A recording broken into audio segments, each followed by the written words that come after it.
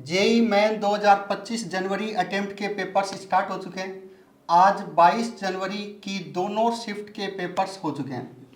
जैसा बच्चों से रुझान आए हैं, बच्चों से पेपर्स का एनालिसिस पूछा गया, उसके बेस पर एक मेमोरी पेपर्स तैयार किए गए हैं शिफ्ट 1 और शिफ्ट 2 के।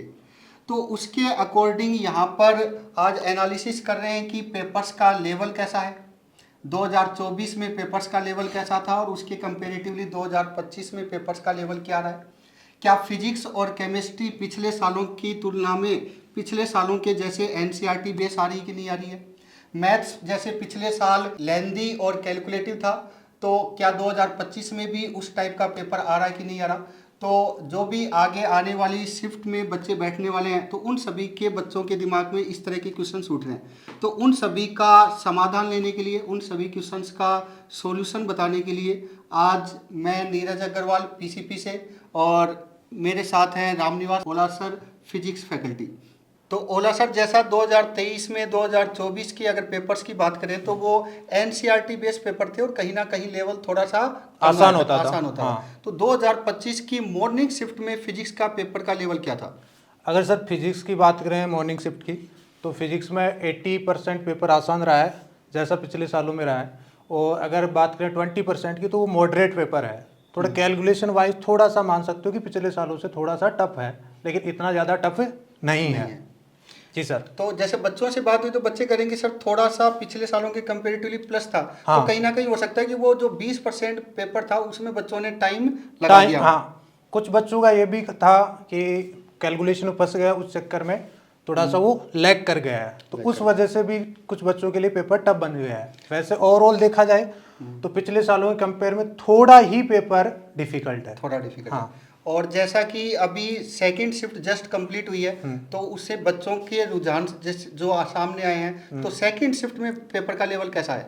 अगर सर सेकंड शिफ्ट की बात करें तो ज़्यादातर बच्चे आसान पेपर बता रहे हैं एज कम्पेयर टू पहली शिफ्ट, और वैसा ही बता रहे हैं जैसे पुराने सालों में आया 2023 2024। अच्छा, कुछ स्पेसिफिक टॉपिक्स हैं जेई मेन ओरिएंटेड, जैसे हाँ। ईएमडब्ल्यू सेमीकंडक्टर हो गया। हाँ। तो क्या वहां से भी, और एक प्रैक्टिकल फिजिक्स भी हाँ। जे एनटीए ने अपने सिलेबस में अलग से मेंशन कर रखा है, तो क्या वहां से भी क्वेश्चंस आ रहे हैं। अगर सेमीकंडक्टर की बात करें तो दोनों शिफ्ट में एक ही क्वेश्चन आया है। इलेक्ट्रोमैग्नेटिक वेव से एक भी क्वेश्चन नहीं आया, ना पहली शिफ्ट में आया ना दूसरी शिफ्ट में आया। और एरर और मेजरमेंट की बात करें तो वहां से क्वेश्चन दोनों शिफ्ट में एक एक मिले हैं। बिल्कुल। तो देखा जाए तो पहली शिफ्ट कंपेरेटिवली थोड़ी सी प्लस थी, सेकंड शिफ्ट एज यूजुअल आ रही है। तो बच्चों को यही कहेंगे कि कोई प्री माइंड सेट लेकर नहीं जाएं, कहीं पेपर एनटीए जैसे पिछले सालों में करता था, कोई शिफ्ट इजी आती थी, कोई शिफ्ट टफ आती थी, तो लगभग इस बार भी वैसा ही है। नेक्स्ट हम केमिस्ट्री डिपार्टमेंट की तरफ चलते हैं। तो कुमार सौरभ सर, आपसे जानना चाहेंगे कि 22 जनवरी 2025 की मॉर्निंग शिफ्ट में ऑर्गेनिक का पोर्शन और सेकंड शिफ्ट में ऑर्गेनिक का पोर्शन कितना रहा, पेपर का लेवल कैसा था, क्या कोई पर्टिकुलर ऐसा चैप्टर था जहां से वेटेज ज़्यादा पूछा गया हो। जैसा कि सर बच्चों से हम लोगों ने रिव्यू लिया फर्स्ट शिफ्ट में, तो फर्स्ट शिफ्ट के बच्चे जो बोल रहे थे उसमें ऑर्गेनिक का पोर्शन थोड़ा सा ज़्यादा था। उन्होंने ये बोला है कि 8 to 9 क्वेश्चन थे, लेकिन सेकेंड शिफ्ट में कुछ बच्चों का बोलना ये था कि थोड़ा सा क्वेश्चन क्या थे ऑर्गेनिक में कम आए थे। लेकिन अगर बात करें हम लोग 2024 के कंपेयर करें 25 को, तो एज यूजुअली आया है कि 2024 में भी इजी क्वेश्चन आए थे, तो 2025 में भी क्या आ रहे हैं, इजी क्वेश्चन आ रहे हैं। और ज़्यादातर क्वेश्चन जो आ रहे हैं एनसीईआरटी ओरिएंटेड आ रहे हैं। और कुछ मैंने जो फर्स्ट शिफ्ट का एक क्वेश्चन जो मैंने डिस्कशन कराया था, तो एक तो डायरेक्ट अपने मॉड्यूल से ही आया हुआ है क्वेश्चन, मतलब direct to same ditto question है, और उसका ऑप्शन भी वही सेम टू सेम बनाया गया है। तो अगर किसी भी बच्चे ने मॉड्यूल और एनसीईआरटी और नोट्स किया है ना, तो ऑर्गेनिक का एक भी क्वेश्चन छूटा नहीं है। और जो ये बोला जाता है कि बायोमोलिक्यूल से क्वेश्चन आएगा, तो 100% आया, फर्स्ट शिफ्ट में भी था और सेकंड शिफ्ट में। पीओसी से बोला जाता है, फर्स्ट शिफ्ट में था और सेकंड। लेकिन एक चीज़ यहाँ पर देखी गई है कि असर्शन और रीज़न जो है ना, वो थोड़ा सा ज़्यादा है इस बार लास्ट ईयर के कंपेयर। लास्ट ईयर हम लोगों ने देखे थे 1 से 2 आ रहे हैं, इस साल ये देखने को मिल रहा है कि 2 से 3 क्वेश्चन आ रहे हैं। बिल्कुल, दोनों ही शिफ्ट में 2 से 3 एआर या स्टेटमेंट टाइप के क्वेश्चंस पूछे गए। और एआर स्टेटमेंट टाइप के क्वेश्चंस अगर पूछे जाते हैं तो कहीं ना कहीं वो डीप कंसेप्चुअल होते हैं, और अगर किसी बच्चे के बहुत ही कंसेप्चुअल क्लियर हैं तो ही बच्चा एआर टाइप के क्वेश्चंस अटेम्प्ट कर सकता है। आगे संदीप सर की तरफ चलते हैं। संदीप सर, बताइए कि फिजिकल और इनऑर्गेनिक का लेवल कैसा था, कितना वेटेज आया है दोनों शिफ्ट में। सर, जैसा कि बच्चों से रिव्यू मिला है फिज़िकल इनऑर्गेनिक के बारे में, तो पेपर 1 की बात करते हैं पहले। पेपर 1 बहुत बैलेंस था। फिज़िकल इनऑर्गेनिक के क्वेश्चन लगभग बराबर आए। 8 क्वेश्चन फिज़िकल के और लगभग 7 क्वेश्चन इनऑर्गेनिक में थे। इनऑर्गेनिक की बात करें तो इनऑर्गेनिक में मेनली फोकस किया गया है शिफ्ट 1 में ये पीरियोडिसिटी से लगभग क्या श्योरली 3 क्वेश्चन थे। केमिकल कोऑर्डिनेशन कंपाउंड से 2 क्वेश्चन थे। इनऑर्गेनिक के जितने भी क्वेश्चन थे कॉन्सेप्चुअली थे। फिजिकल सारा ये कोऑर्डिनेशन कंपाउंड के सारे क्वेश्चन कॉन्सेप्चुअल थे, CFSE पे बेस्ड थे।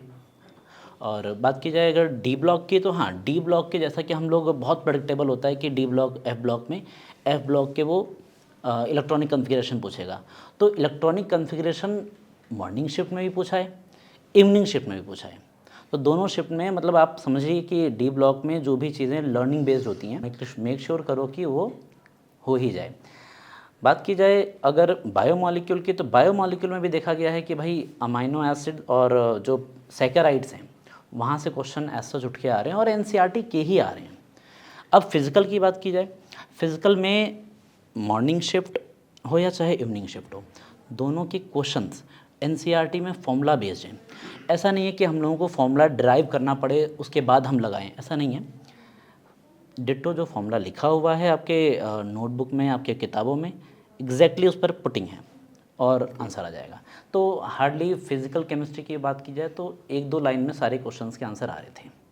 तो मेरा मानना है सर कि जैसा 2024 में था बिल्कुल उसी लेवल पर रखेंगे। इजी पहले भी था और इजी अभी भी है।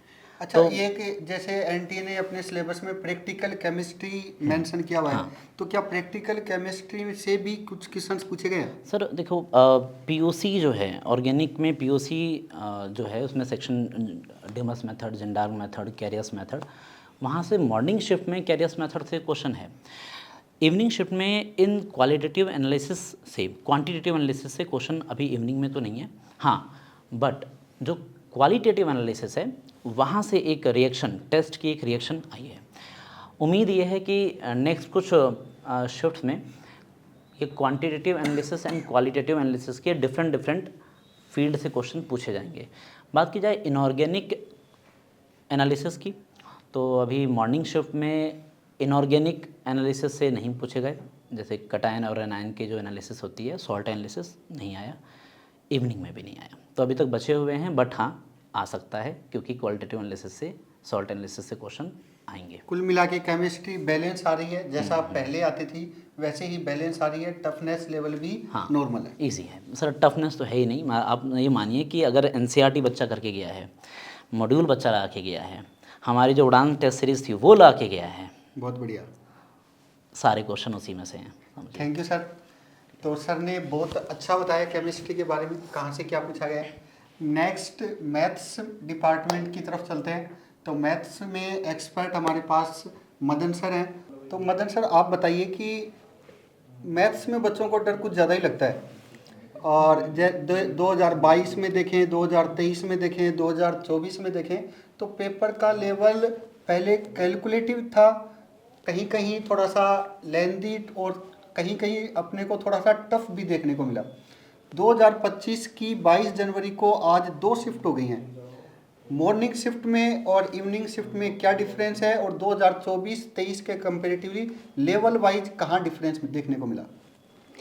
सर पहली बात तो मैथ्स का नेचर ही कुछ ऐसा है कि वहाँ पे एप्लीकेशन वाला सेगमेंट ज़्यादा है बजाय थ्योरेटिकल के। तो बच्चा अगर मैथ्स में ज़्यादा प्रैक्टिस करता है तो ही मैथ्स को हैंडल कर पाएगा। इसलिए मैथ्स में ओवरऑल बाकी सब्जेक्ट्स के कंपैरिजन में थोड़ा सा दिक्कत रहता ही है, क्योंकि कुछ न कुछ लैक ऑफ प्रैक्टिस हो सकता है। दूसरा, जो 2024 और 25 के पेपर्स को अगर कंपेयर करें तो 2024 में भी ऑलमोस्ट सारे टॉपिक्स कवर करने का प्रयास किया गया था। यहाँ पे भी कुछ अनएक्सपेक्टेड नहीं है, सारा वही है कि जो जितनी भी टॉपिक्स है, चैप्टर्स है, ऑलमोस्ट सारे चैप्टर्स को कवर करने का प्रयास किया गया है।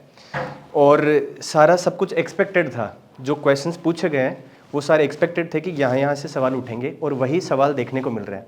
बस जो डिफरेंस इस बार आया है पेपर के स्तर में वो ये है कि यहाँ पर कॉन्सेप्चुअली ज़्यादा दिक्कत नहीं आ रही है। कैलकुलेशंस वाइज जो है ना, क्वेश्चन ज़्यादा जा रहे हैं, देखने में बहुत आसान लग रहा है, लेकिन जब डेटा को हम हैंडल करने लगे तो वो कैलकुलेशंस में थोड़ा खिंच रहा है।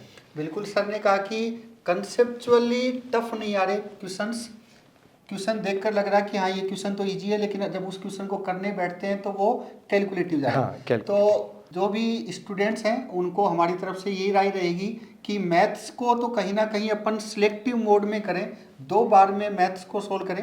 पहले जो क्वेश्चंस आपको लग रहे हैं कि हाँ ये छोटे हैं, इजी वे में हो जाएंगे, पहले उन्हीं क्वेश्चंस को करें। एक बार लेंथी और कैलकुलेटिव क्वेश्चन से स्टार्टिंग में बचना चाहिए। हाँ, क्योंकि मैं इसमें एक चीज़ ऐड करना चाहूँगा सर, क्योंकि जितनी ज़्यादा हम कैलकुलेशंस करेंगे उतनी सिली मिस्टेक्स होने के चांसेस ज़्यादा है, क्योंकि जितना लिखोगे उतना मिस्टेक्स होगी। तो यहाँ पर जो पेपर अभी जो 2 शिफ्ट में पेपर हैंडल किया है उसमें वो बच्चा ज़्यादा बाजी मारेगा जो एरर फ्री कैलकुलेशंस कर रहा है। तो इसलिए कैलकुलेशन से बचना प्राथमिकता पे होना चाहिए। मतलब आप क्वेश्चंस को, जैसा सर ने कहा कि सेलेक्टिव मोड में ही अपीयर करिए। अगर आपको लग रहा है कि इसमें डेटा कुछ इस तरह से गिवन है, क्योंकि 2 साल प्रैक्टिस बच्चे ने की है तो उसको इतना अंदाज़ा है कि कौन सा सवाल ज़्यादा कैलकुलेटिव हो सकता है डेटा रीड करते ही, और कौन सा सवाल आसान हो सकता है। तो उस आपकी प्रैक्टिस का यहाँ इस्तेमाल करिए, उस एनालिसिस का आप इस्तेमाल करिए और सेलेक्टिव मोड में क्वेश्चंस को हैंडल करिए, बजाय सारे सवालों की कैलकुलेशन में फंसने के। तो 25 में से 20 सवाल भी अगर हम 5 सवाल स्किप भी कर देंगे और 20 सवाल गो थ्रू हो जाएंगे तो भी हम जीत में हो रहेंगे। बिल्कुल, जैसे 22 में, 23 में, 24 में वेक्टर 3D से काफ़ी क्वेश्चंस पूछे जाते थे। हर शिफ्ट में 3 से 4 क्वेश्चंस पूछे जाते थे। क्या इस बार भी ऐसा देखने को मिल रहा है? मॉर्निंग में तो एक वेक्टर से था, एक 3D से था, बट इवनिंग शिफ्ट में अभी बच्चों का जो बातचीत हुआ है उससे पता लगा कि मोर देन 2 क्वेश्चंस पूछे गए हैं। तो थोड़ा सा 1-2 क्वेश्चंस का वेरिएशन है। अब जैसे डिफरेंशियल इक्वेशन में हम कई बार एक्सपेक्ट करते हैं कि एक ही सवाल पूछेगा, बट इस बार मॉर्निंग में भी 2 डिफरेंशियल इक्वेशन से पूछा है और इवनिंग में भी 2 सवाल पूछे हैं। बाकी मैट्रिक्स डिटर्मिनेंट से जैसे जो एक्सपेक्टेड क्वेश्चन से एडजॉइंट वाला सवाल है और नंबर ऑफ सोल्यूशंस वाला है, तो वहीं से सवाल पुटअप कर रहा है। अच्छा, कोऑर्डिनेट में कितने क्वेश्चंस पूछे गए हैं? कोऑर्डिनेट से मॉर्निंग में भी 3 to 4 क्वेश्चंस पूछे गए हैं, जिसमें एक तो प्योर कोऑर्डिनेट ज्योमेट्री का है, एक सर्कल से कनेक्टेड क्वेश्चन है और एक हाइपरबोला से कनेक्टेड है। बाकी इवनिंग में भी कुछ ऐसा ही रुझान है। तो कोऑर्डिनेट से मतलब मोर और लेस 3 to 4 क्वेश्चंस पे फोकस किया गया है, जो कि एक्सपेक्टेड है, अनएक्सपेक्टेड कुछ भी नहीं है। जैसा एओडी में इन्होंने लास्ट ईयर जेई मैन के सिलेबस से LMVT, RMVT ये सब हटाया था, टेंजेंट नॉर्मल हटाया था, तो क्या आज के दोनों शिफ्ट में अपने को इस टाइप के क्वेश्चन देखने के मिले? नहीं, आउट ऑफ सिलेबस कुछ नहीं है। एओडी में मोनोटोनिसिटी से एक सवाल पुटअप किया गया है मॉर्निंग में भी और इवनिंग में भी। तो कुल मिला के अनएक्सपेक्टेड मैथ्स में कुछ देखने को मिला नहीं। जैसा हर साल हर चैप्टर से लगभग एक क्वेश्चन पूछे जाते थे, इस बार भी ऐसा पूछा गया। रिलेशन स्टैटिक्स से भी क्वेश्चंस पूछे आ रहे हैं। हाँ, रिलेशन से सवाल आया। जेई मैन ओरिएंटेड टॉपिक है स्टैटिक्स और रिलेशन, वहाँ से भी दोनों ही शिफ्ट में क्वेश्चन पूछे गए हैं। वेक्टर 3D से मॉर्निंग शिफ्ट में 2, इवनिंग शिफ्ट में 3 क्वेश्चन पूछे गए हैं। तो लगभग पैटर्न वही है। टफनेस लेवल की बात करें तो टफनेस लेवल ज़्यादा नहीं है, लेकिन कैलकुलेटिव और लेंथी आ रहा है। तो ओवरऑल अपन कंक्लूजन की तरफ चलते हैं तो केमिस्ट्री जैसा पिछले सालों में आता था वैसा ही इस साल आ रहा है, उसके लेवल में कहीं कोई ज़्यादा डिफरेंस देखने को मिल नहीं रहा। फिजिक्स में बात करें तो मॉर्निंग शिफ्ट थोड़ी सी प्लस बता रहे हैं बच्चे, लेकिन इवनिंग शिफ्ट वापस इजी बता रहे हैं। तो जैसा एनटीए करता है कि कोई शिफ्ट इजी आ रही है, कोई शिफ्ट टफ आ रही है, तो लगभग वैसा ही इस बार देखने को मिला है। मैथ्स भी पहले सालों के पहले सालों से देखा जाए तो लगभग वैसा ही कैलकुलेटिव और लेंथी आ रहा है। तो हमारी बच्चों से यही सलाह मशविरा रहेगा कि कोई भी माइंड सेट लेकर एग्जाम में नहीं उतरे कि अपने को पहले फिजिक्स अटेम्प्ट करना है या केमिस्ट्री अटेम्प्ट करना है। ऑन द स्पॉट पेपर देखकर अपन डिसीजन लें कि अपने को फिजिक्स करना है या केमिस्ट्री करना है। अगर आपको मैथ्स कैलकुलेटिव दिख रहा है, लेंथी दिख रहा है, तो तुरंत सिलेक्टिव मोड में आ जाए। पहले कुछ सिलेक्टिव क्वेश्चंस को अपन अटेम्प्ट करें और उसके बाद बचे हुए क्वेश्चंस को अटेम्प्ट करें। तो इसी के साथ वीडियो को समाप्ति की तरफ लेके जाते हैं। अपने दोस्तों के साथ, जो भी आपके दोस्त जेई मेन की तैयारी कर रहे हैं, उनके साथ ज़्यादा से ज़्यादा संख्या में वीडियो शेयर करें ताकि उन तक ये इन्फॉर्मेशन पहुंचाई जा सके। और आगे आने वाली शिफ्ट का पेपर का लेवल क्या रहेगा, उन सभी के लिए हम अगले वीडियो में आपसे मिलते हैं। Thank you. जय हिंद।